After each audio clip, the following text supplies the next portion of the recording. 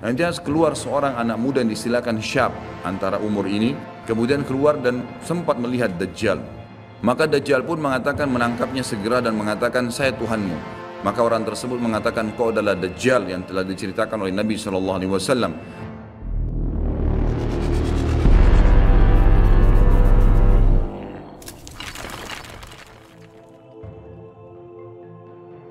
Kalau terjadinya atau keluarnya Dajjal, ini disebutkan dalam banyak hadis, banyak sekali, dan ini yang paling banyak diingatkan. Di antaranya hadis Bukhari yang berbunyi, kata Nabi SAW, tidak ada seorang Nabi pun kecuali sudah mengingatkan kaumnya tentang si buta sebelah kanan.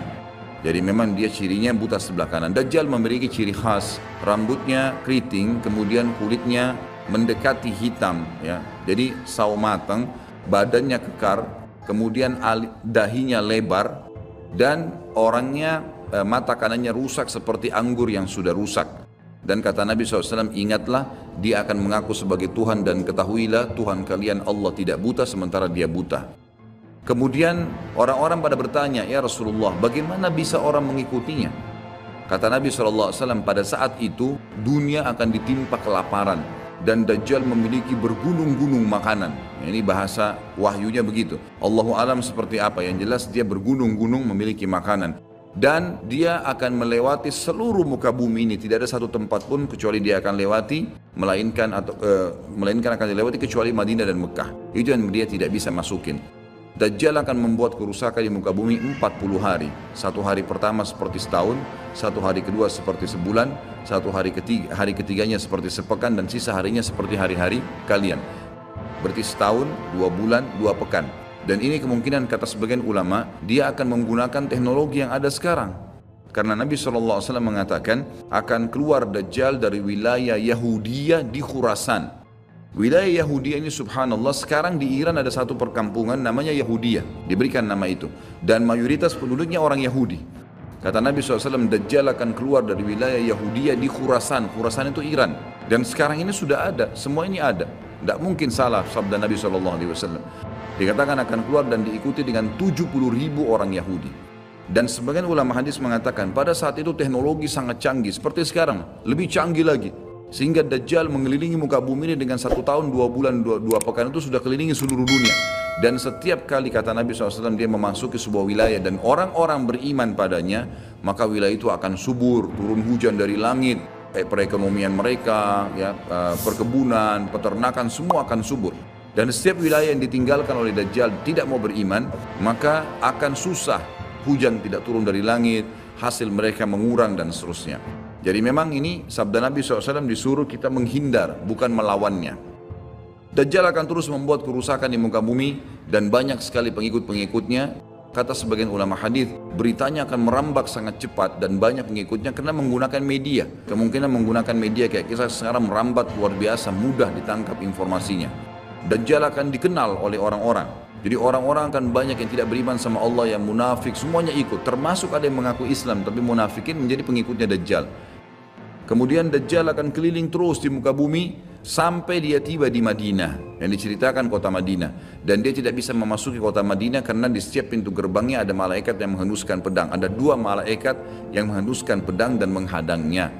Maka Dajjal pun tidak bisa masuk. Allahu alam bagaimana ini terjadi, tapi ini sabda Nabi SAW. Lalu Dajjal pun mencari gunung tertinggi yang ada di sekitar perbatasan Madinah.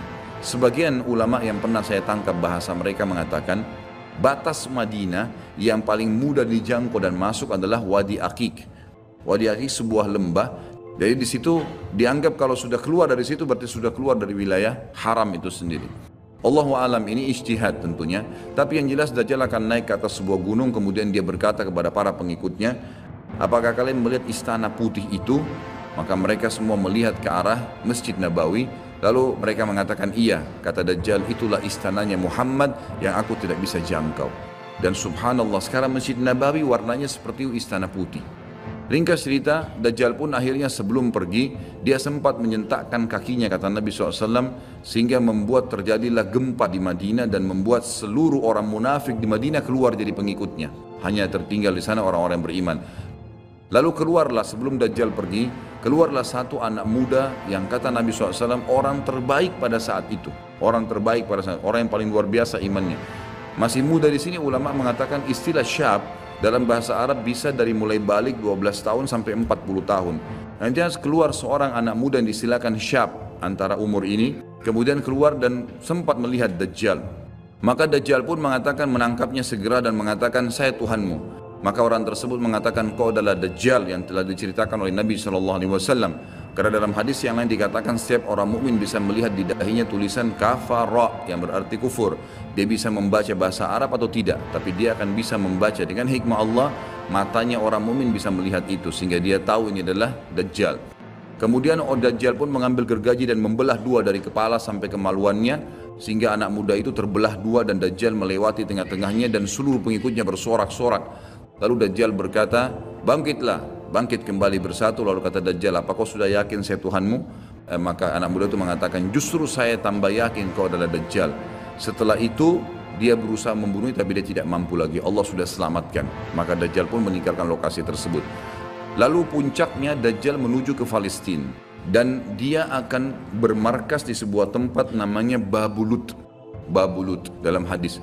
Subhanallah, sekarang ini sudah ada kota di Israel yang mereka rebut wilayah Palestina, sebuah seperti kecamatan, ya, itu ternyata diberikan nama Babulut oleh orang Yahudi.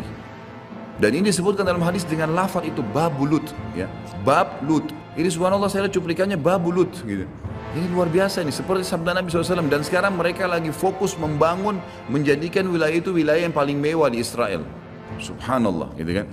Dajjal akan menuju ke sana dan sementara dia menuju ke sana, setiap wilayah yang dia lewatin, salah satunya disebutkan dalam hadis Bukhari adalah dia akan melewati satu wilayah yang sangat banyak masyarakatnya. Ya Allahu a'lam ini di mana? Apakah di wilayah Cina? Apakah di pokoknya masyarakat komunitasnya paling besar. Kita tahu sekarang Cina sama India ini tempat yang sangat luas, banyak masyarakatnya. Dia akan melewati wilayah yang banyak masyarakatnya. Lalu kemudian dia berkata kepada pemimpinnya, Allahu a'lam ini presiden kah, raja kah, kepala suku kah? Dia akan berkata bahwasanya saya Tuhanmu. Maka orang itu mengatakan, apa buktinya kau Tuhan saya? Dia bilang, bagaimana kalau saya hidupkan kedua orang tuamu? Apa kau akan percaya saya Tuhanmu? Maka orang itu berkata, tentu saja. Ada Dajjal, tunjukkan kuburannya. Ditunjuk kuburannya, lalu Dajjal mengatakan, keluarlah. Maka keluarlah orang tuanya dan berkata ibu ayahnya, ikutlah pada orang ini karena dia adalah Tuhanmu. Maka akhirnya kepala suku atau kepala negara itu pun menyatakan ikut dan seluruh masyarakatnya ikut. Jadi luar biasa, miliaran orang jadi pengikut Dajjal pada saat itu. Maka Nabi SAW sudah membongkar buat kita itu. Berkata apa? Itulah dua syaitan yang menjelma untuk menipu manusia. Untuk menipu manusia. Dan itu puncak terakhir sekali sebelum Dajjal menuju ke Israel. Lalu kemudian dia menuju ke Palestina. Tapi disebutkan Israel dikatakan Palestina dalam hadis. Lalu menuju ke sebuah wilayah yang namanya Babulut tadi. Lalu Dajjal berpesta pora di sana dengan pengikut-pengikutnya mentuhankan dia. Dia berikan makanan, kaya raya, segala macam dia bisa lakukan, fitnah, gitu kan. Akhirnya keluarlah pada saat sementara dia berjalan ke Babulut dan tiba di Babulut, keluarlah di Madinah Mahdi. Dan Mahdi ini adalah keturunan Nabi SAW tadi saya bilang, keluar dari Madinah. Kemudian Allah memperbaiki dia dalam sehari semalam. Kata sebagian ulama hadis, Allah berikan petunjuk sehingga dia menjadi baik langsung, gitu kan. Tadinya dia faham agama tapi belum diaplikasikan, sekarang dia langsung Allah SWT ubah menjadi orang yang saleh dalam sehari semalam. Lalu kemudian dia jalan. Ada banyak riwayat yang menyebutkan ciri-cirinya. Di telapak tangannya ada seperti bekas, ya, tanda lahir. Tapi yang jelas yang paling mendasar mirip dengan Nabi SAW. Alisnya seperti busur panah, kulitnya putih, orangnya tinggi besar, kekar, gitu kan. Dan tadi turunan Nabi SAW namanya Muhammad bin Abdullah. Maka dia pun akhirnya didatangi oleh orang-orang yang pada saat itu sudah tahu tentang keluarnya Dajjal, sudah informasi menyebar. Maka mereka juga sudah tahu ada orang yang akan membentuk pasukan dari Madinah namanya Muhammad bin Abdullah. Lalu mereka carilah keturunan Nabi SAW itu, lalu ditemukan. Lalu mereka mengatakan, engkau lah yang telah ditunjuk oleh Nabi SAW. Maka keluarlah memimpin kami untuk memerangi Dajjal. Dia pun awalnya menolak sampai dia pergi ke Mekah, kata Nabi SAW. Lalu diikuti oleh 300 orang masyarakat membaiatnya. Lalu terbentuklah pasukan muslimin yang tidak tahu Allahu a'lam berapa jumlahnya pada saat itu. Lalu mereka menuju ke Palestina, melewati negeri Palestina, melewati negeri Syria. Dan akhirnya mampir di Masjid Darul Baidha tadi, Menara Putih, yang tujuannya untuk mengerjakan sholat asar. Dan pada saat itu terjadilah tanda-tanda kiamat besar ketiga, Isa alaihissalam akan turun. Kata Nabi SAW, Isa alaihissalam akan turun, rambutnya basah, meneteskan air dan memegang dua sayapnya malaikat. Sebagian ulama hadis mengatakan pada saat itu kaum mukminin akan melihat malaikat yang membawa Isa alaihissalam. Kemudian dia turun dan dia masuk. Kemudian kata Nabi SAW, Mahdi adalah salah satu orang yang Nabi sholat jadi makmum di belakangnya. Karena waktu turun Nabi Isa, orang sudah tahu semua ini akan turun. Lagi berkumpul gini mau sholat, pas mau iqamah sholat, Isa alaihissalam turun. Dan orang-orang sudah mengatakan Isa sudah datang. Jadi informasi pasti, bukan lagi yang diragukan. Bukan masih nebak ini Isa atau bukan, mereka sudah tahu. Turunnya kelihatan dan mereka masuklah. Lalu kemudian Mahdi mengatakan silakan memimpin, hai Nabiullah. Kata Nabi Allah, imam dari diri kalian, dari kalian sendiri, dari kaum muslimin. Maka akhirnya dia pun menjadi imam. Kemudian terbentuklah pasukan tersebut, tiba di Babulut. Pada saat tiba di Babulut, tiba di Palestina, maka Dajjal tidak tahu yang datang ini siapa. Disebarkan berita oleh pengikutnya mengatakan, hai Dajjal, sudah datang pasukan yang ingin memerangi kita. Lalu Dajjal mengatakan, siapa yang berani mengalahkan saya? Siapa yang bisa? Bukakan pintu gerbang, kita tantang. Dia nggak tahu kalau Isa alaihissalam yang datang. Kemudian pada saat dibukakan, Dajjal dengan sombongnya, dia tahu dia tidak mati, punya kekuatan super yang luar biasa. Begitu dibuka pintu gerbang, dia sengaja nunggu di pintu gerbang untuk menunjukkan, mendemonstrasikan kemampuannya di depan para pengikutnya. Ternyata waktu dibuka pintu gerbang, Isa alaihissalam di depan pasukan muslimin. Dan akhirnya begitu melihat Isa, dia coba melarikan diri dan badannya meleleh seperti melelehnya lilin, gitu kan. Jalan terus meleleh sampai akhirnya Isa alaihissalam mengejarnya sambil mengatakan, wahai musuh Allah, sudah saatnya kau mati. Diletakkan di tanah, ditekan oleh Isa alaihissalam, lalu kemudian ditombak di antara dua matanya dengan tombak emas yang hanya membuat Dajjal mati. Pada saat itu pun Yahudi mengetahui masalah itu sehingga mereka menyebar. Mereka menyebar dan Isa alaihissalam sudah tahu instruksi dari Allah untuk membunuh semua pengikut Dajjal. Maka semua pun pengikut Dajjal dari Yahudi ini menyebar di bawah pohon, di atas batu, dan semuanya akan berbicara mengatakan, hai Muslim, ini Yahudi, bunuhlah dia. Maka semuanya pun dibunuh oleh kaum muslimin kecuali satu pohon, pohon garkat. Pohon garkat ini pohon yang punya duri dan buahnya pahit. Dulu di kuburan Baqi cukup banyak. Ya, sekarang subhanallah di Israel paling banyak ditanam pohon garkat karena mereka tahu bahwasanya itu tidak akan berbicara untuk menunjukkan siapa mereka. Jadi kebodohan orang Yahudi tahu kebenaran ini tapi mereka tidak beriman. Makanya wajar Ibnu Abbas berkata dalam nama ghairil maghdubi alaihim, bukan orang yang durmuka adalah orang-orang Yahudi karena kebodohannya. Maka pada saat itu pun dibunuhlah semuanya. Dan termasuk kata ulama hadis sebenarnya yang sembunyi di sekitar pohon garkat. Garkat ini tidak bicara, hai Muslim, ini Yahudi. Tapi orang Islam pada saat itu kata ulama hadis mengetahui kalau ini pohon garkat. Mengetahui kalau ini pohon garkat. Jadi memang sudah punya gambaran. Sehingga walaupun sembunyi di pohon garkat tetap akan dibunuh oleh kaum muslimin. Karena orang-orang Yahudi tidak mengikrarkan syahadat. Mereka walaupun sudah tahu kebenaran, mereka memang tidak mau syahadat. Makanya Nabi SAW mengatakan, jangankan Isa alaihissalam, Nabi Muhammad SAW saja di zamannya, kata beliau kalau ada 12 orang dari Yahudi yang mengucapkan syahadat, beriman pada saya, maka seluruh Yahudi akan beriman. Saking sulitnya, 12 orang saya sudah cukup.